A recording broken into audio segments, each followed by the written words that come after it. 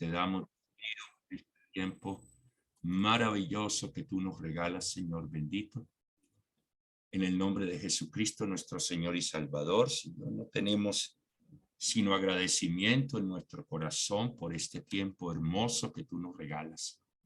Este es un tiempo, Señor, que ha nacido en tu corazón y que tus hijos y yo mismo, Señor, en obediencia a la sensibilidad de tu voz, hemos, Señor, apartado para acercarnos, para conocerte verdaderamente tal como eres, aunque siempre será muy difícil, bendito Dios, porque el amor, la profundidad de tu amor, la profundidad de tu misericordia, de tu bondad, la profundidad, Señor, de tu poder, bendito Dios, es inexplicable e inimaginable para nosotros como seres humanos.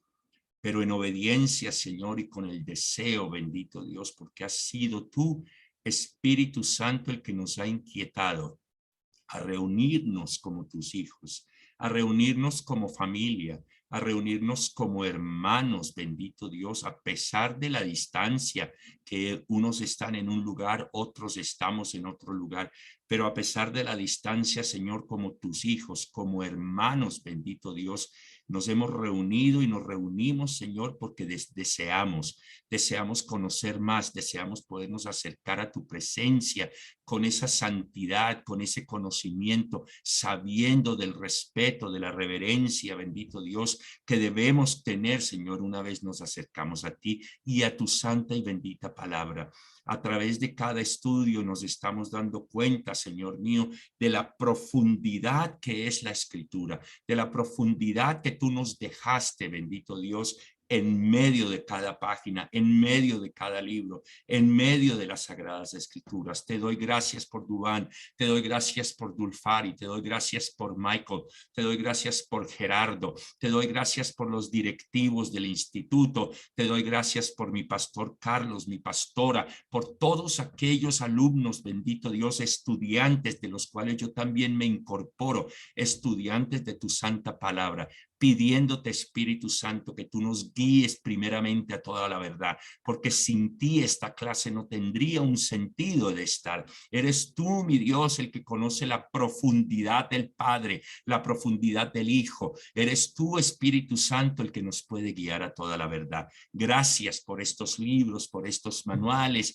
por el pastor, bendito Dios, Javier, director de educación cristiana, que también los elabora. Gracias, Señor, por su labor en Cristo nuestro Señor. Ponemos delante de ti este tiempo. Amén. Amén. Dios les bendiga, mis hermanos. Yo creo que todos ustedes tuvieron tiempito de leer un poquito acerca del manual, la tabla de contenido. Vamos a ver los nombres otra vez, porque ahora sí vamos a entrar directamente en lo que es el conocimiento de la Biblia como tal.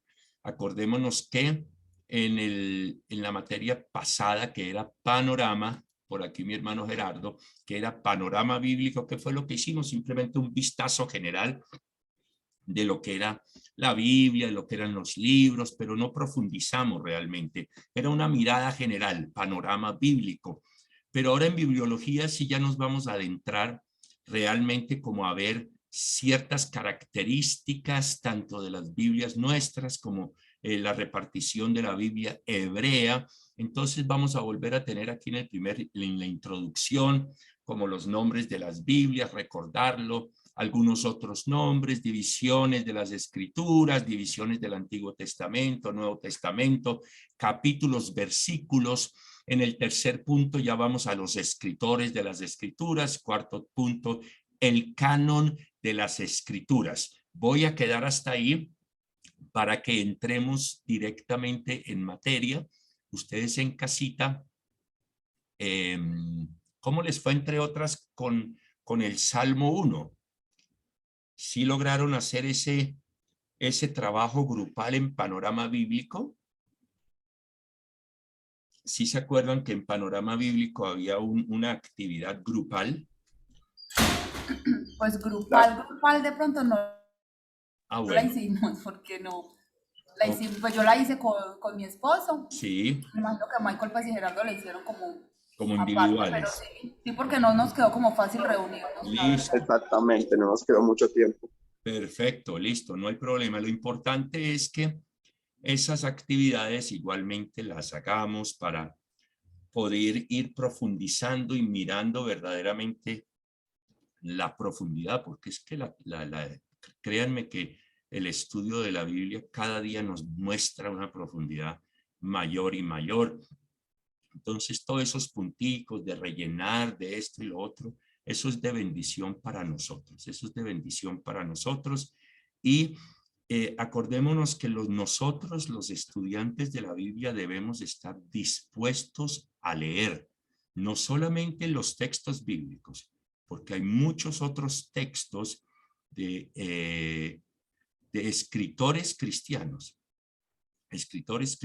que nos ayudan a profundizar, en el tema que estamos mirando.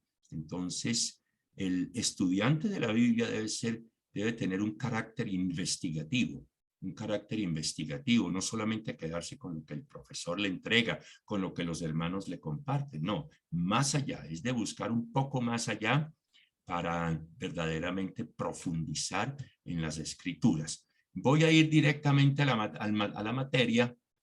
Perdónenme que yo mueva esto como tan rapidito. Como ustedes se dan cuenta, este tema, esta materia, bibliología, realmente no nos va a dar para hacerlo en 4 clases, porque es un material muy extenso.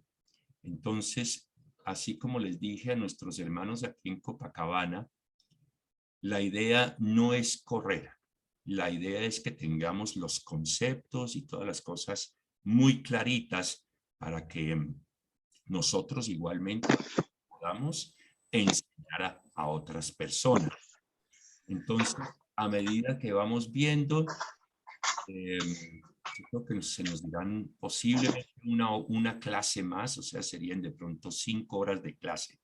¿Qué les animo y les invito, por favor, a que ustedes también vayan mirando y vayan leyendo el material para que así podamos igualmente estar compartiendo conceptos? Ustedes de pronto ya tengan preguntas que me quieran hacer acerca de lo que iban leyendo. La doctrina de las escrituras se llama bibliología. Dios es un Dios que desea revelarse.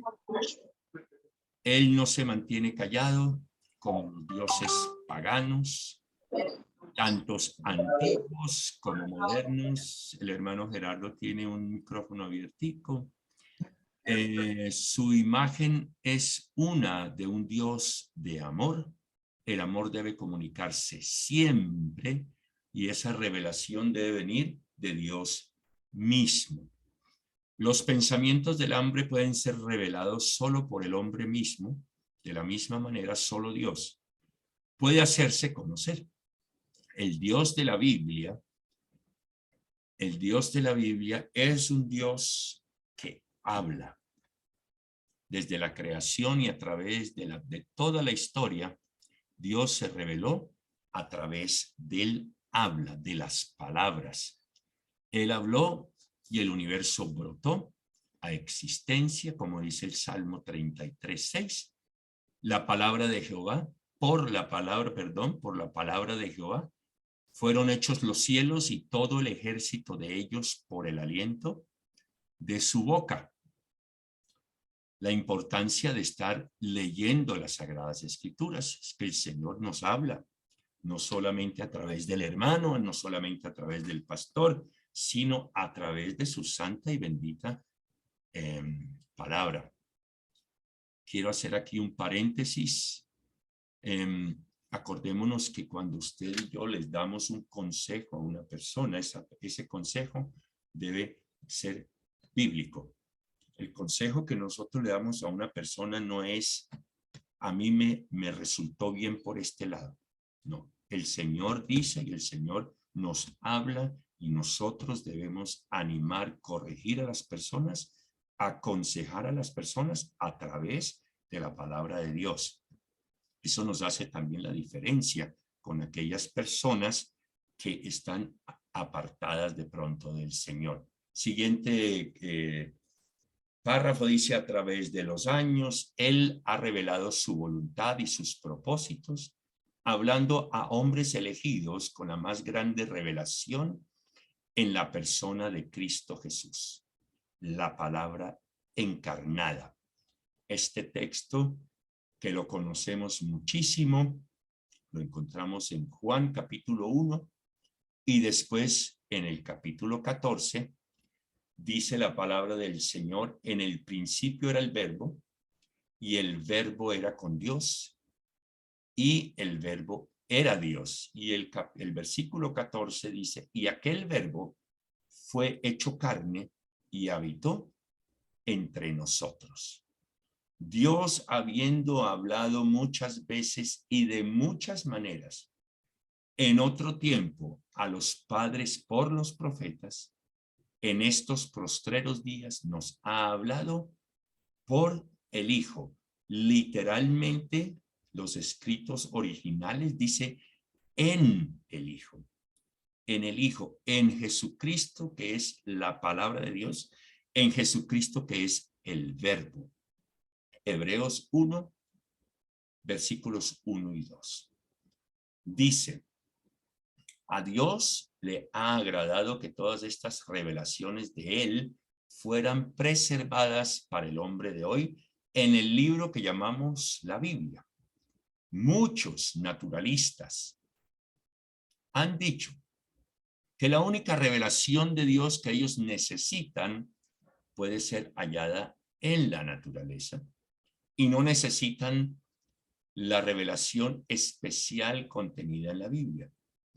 Es verdad que si Dios es el creador de toda la naturaleza, como la Biblia declara que lo es, entonces la naturaleza revelará mucho acerca de quién la trajo a existencia. Pero la revelación de Dios a través de la naturaleza es muy limitada.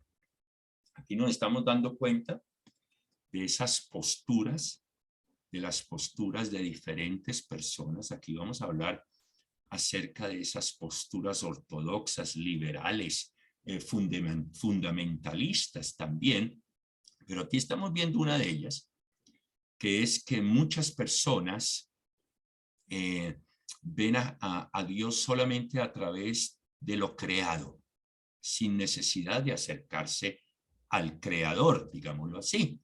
Entonces, a través de las flores, a través de los árboles, a través de las montañas, a través de las nubes, a través de los pajaritos, todo esto, y gloria al Señor, y amén, que los cielos cuentan la gloria de Dios, claro que sí, pero al acercarnos a las santas escrituras, nos vamos a dar cuenta que la profundidad de Dios, la grandeza y la magnitud de Dios es mucho más que los árboles, es mucho más que las plantas, es mucho más que las montañas, es mucho más que los ríos, es mucho más que el océano. Ahí estamos viendo reflejado una cantidad y un poderío de Dios, pero las sagradas escrituras es las que nos revelan el corazón de Dios y la mente del Señor.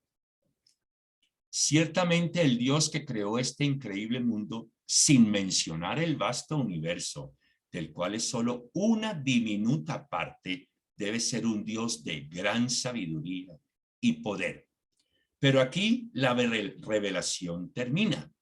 La naturaleza no nos dice nada acerca del gran amor de Dios, ni de su santidad, ni de la gracia que ha provisto salvación a través del Señor Jesucristo.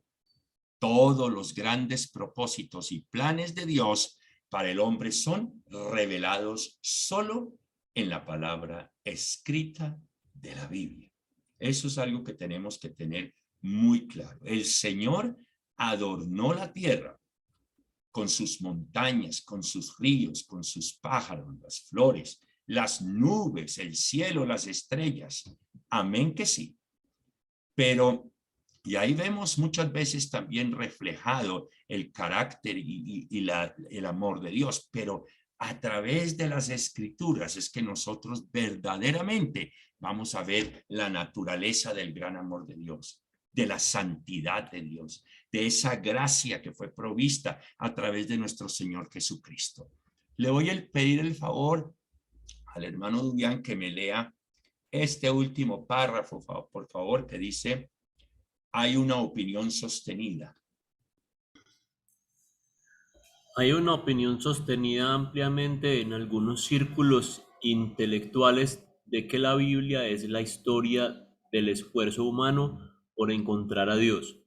Si esto fuera cierto, no habría en ella ninguna autoridad o sentido de revelación divina, sino solo una simple explicación del intento humano por alcanzar verdades que van mucho más allá de su habilidad.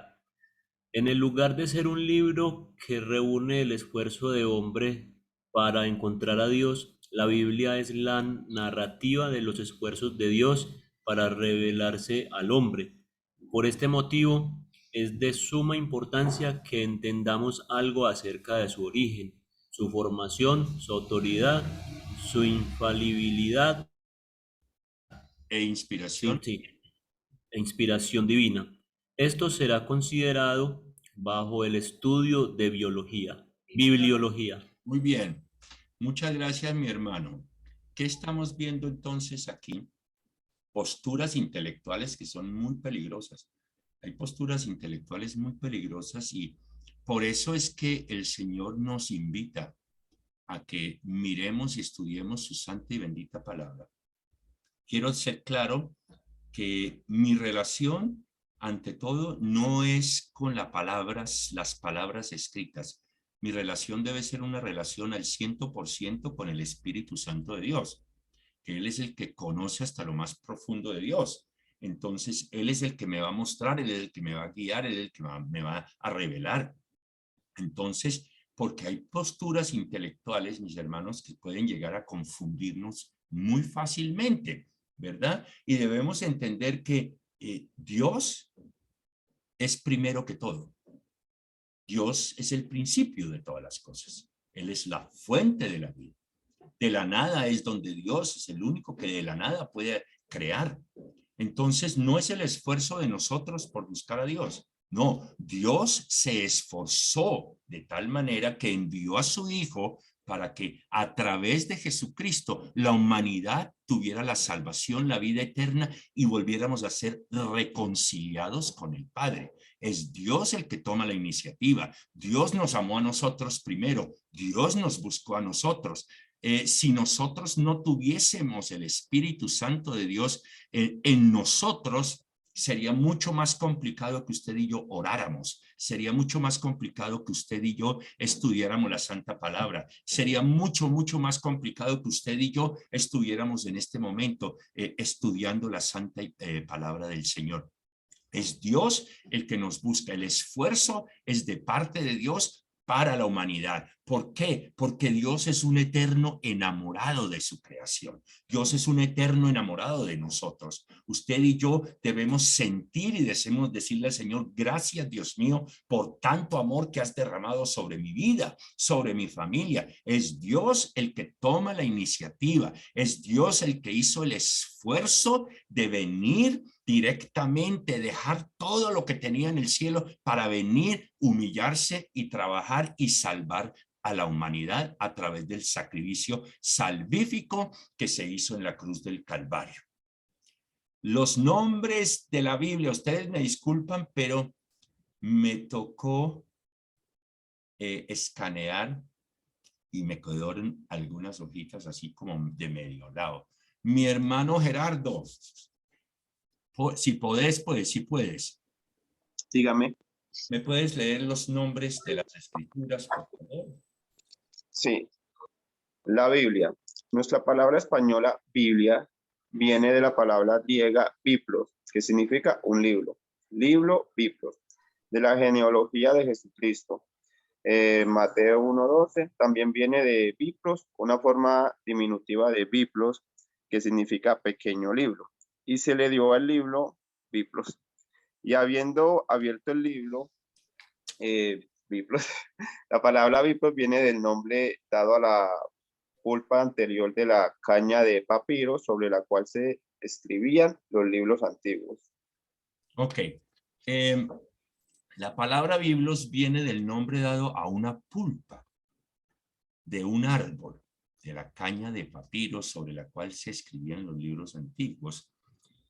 Yo no sé si usted y yo, usted se imagina que usted y yo tuviéramos que ir los sábados, ir los domingos a la Biblia con 66 rollos a la espalda. Dios en su infinita misericordia nos permitió la impresión de esos 66 libros, que es la que nosotros llamamos Biblia. La Biblia es la recopilación de los 66 libros y aquí nos están recalcando mucho que es de un vocablo griego. Qué importante a nosotros los estudiosos de la palabra del Señor poder, cuando hay una palabra en el texto que usted quisiera investigar, porque a veces el sentido de la traducción de los papiros originales, digámoslo así, o de los rollos originales, se acerca a veces al significado correcto cuando hay una traducción al español. Pero cuando usted y yo, como buenos estudiosos del IBC, nos ponemos en la tarea de buscar algunas palabras de los textos que estamos leyendo en el original, nos vamos a dar cuenta que podemos sacarle mucho más sentido a lo que estamos leyendo. Vuelvo y repito, a veces las traducciones no son tan exactas como para nosotros poder tener una idea buena de lo que está diciendo el texto, pero tenemos muchas herramientas con las cuales podemos también alcanzar. Por eso les digo que el estudiante de la Biblia debe ser muy buen lector, debe ser muy buen investigador, debe ser una palabra que debe ser una persona que verdaderamente sienta la necesidad de acercarse a esos textos originales, acordándonos que el Antiguo Testamento fue escrito en hebreo y en arameo, y el Nuevo Testamento lo escribieron en griego. Cuando estemos en los evangelios, nos vamos a dar cuenta por qué la venida de Jesucristo fue precisamente en el tiempo en que el idioma principal, incluyendo del pueblo de Israel, era el griego. Vamos a mirar también esa parte, entendiendo que el idioma materno del pueblo de Israel es ¿qué? El hebreo y el arameo. El arameo es como una pequeña, pequeñas palabras que salen del hebreo también, pero nos vamos a dar cuenta por qué. ¿Por qué Jesucristo vino exactamente en ese momentico? Me quedan, dicen aquí, que es que 10 minuticos. La escritura. Voy a seguir mirando aquí. Ustedes, como buenos estudiantes, por favor, leemos estos textos bíblicos para darnos cuenta de cuándo y cómo son las diferentes palabras o las diferentes formas en que podemos decirle a la Biblia. Aquí vimos otros, las Sagradas Escrituras, las Santas Escrituras, la Palabra de Dios, y todo esto lo vemos referenciado en todos estos textos. Voy a ir al segundo punto, que es las divisiones de las Escrituras. La Biblia está dividida en dos secciones conocidas como el Antiguo y el Nuevo Testamento. Acordémonos, bueno, aquí ya sale. La palabra testamento originalmente fue traducida como ¿qué? Como pacto. O sea que hablamos del Antiguo Pacto y el Nuevo Pacto. Y significa que cada una es un pacto que Dios hizo con su pueblo. Hay 39 libros en el Antiguo Testamento y 27 en el Nuevo Testamento. Miremos aquí la B.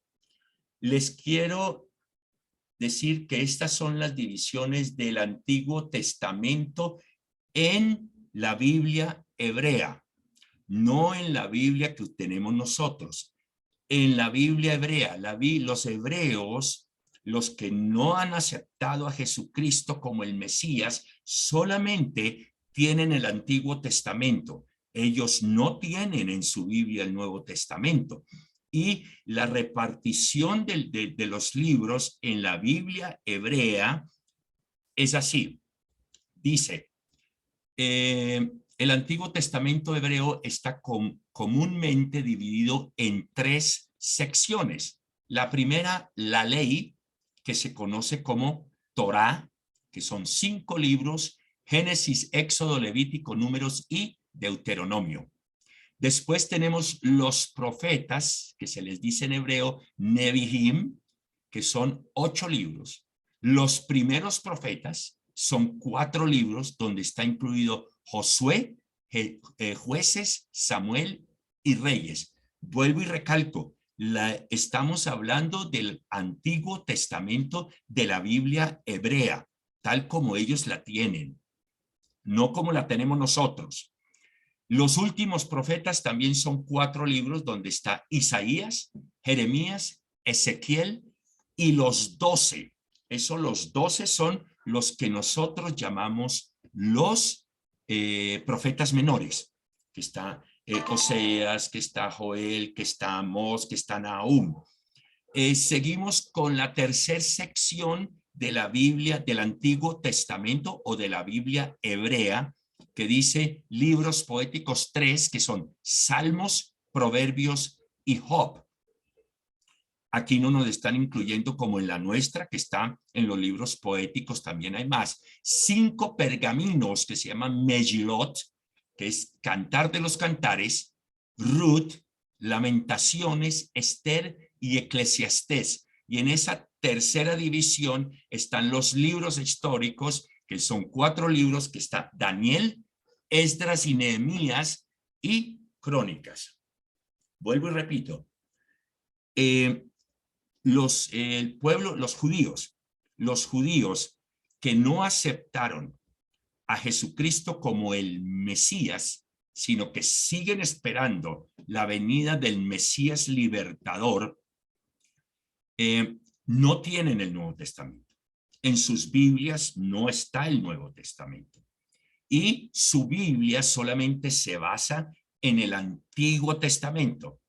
Y ese Antiguo Testamento de ellos está dividido en 3 secciones, que son las que tenemos en este momento aquí. Que son la Torá, el Nevi'im y el Ketubim y el Megilot. Esas son las divisiones de ellos. ¿Alguna pregunta hasta aquí?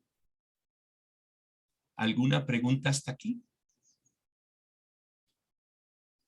No preguntas hasta aquí. Ok, estas divisiones están de acuerdo con las palabras de Jesús.